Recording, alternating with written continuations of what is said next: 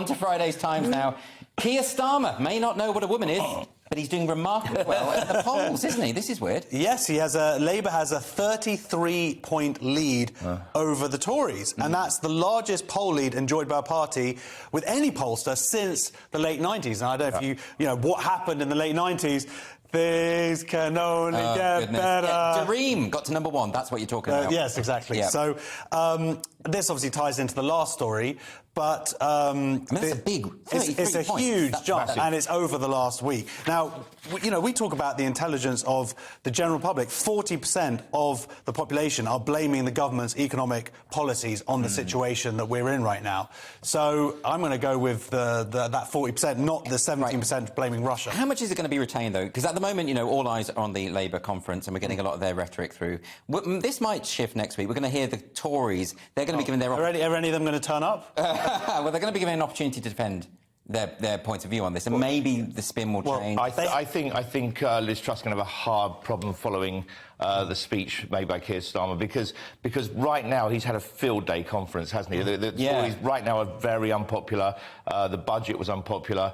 He got to make his speech, and this was like the rise of the dull man. Right now, all around the country, people who are really quite dull are feeling very good about themselves.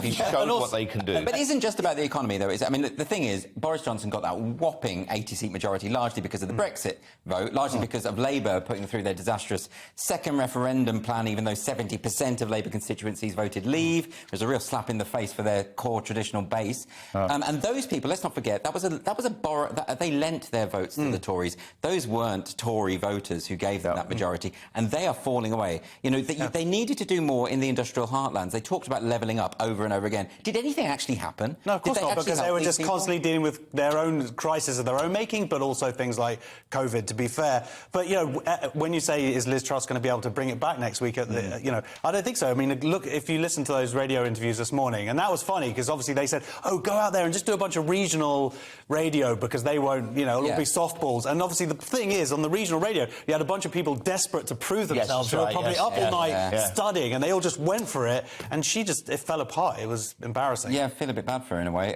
But what about this thing about this report? I mean, it's talking about how most people are suggesting, according to this, 44% of Britons say that Rishi Sunak would have been the better choice. Do you think there's something in that, Kerry? We've got the problem with party members voting for leaders at the moment, and I think that just wouldn't... It's been responsible for the last few unpopular leaders, and I think that's something that's really got to change back. Did the Tories make a mistake stabbing Boris in the back? In retrospect. Well, are we going to see him make a comeback is very possible, isn't it? There's a number of people predicting that. He sort of made some overtures on that. I mean, that would be incredible. He came back, Trump comes back. Yeah. It would just be like going back in time. Yes. Yeah, it's... but that is, as you say, that's the problem is we have, 100,000, 150,000 people making a decision about who runs our country, and then... That is the way it happens. That is the toilet. That is the rule. But anyway, I agree with you. I think maybe another general election is the best way to... But I do think Starmer should sort out what a woman is. I agree with you on that. He's doing well, and Owen Jones is unhappy. So that was a good video. Did you see that Jess Phillips being interviewed by Owen Jones? I did see that. It was great. That was really good because they were both trying to be super polite to each other. They were seething. It was like their teeth were... Well done, Owen! I really think we should just elect whoever makes Owen Jones unhappy. That's Goodness me.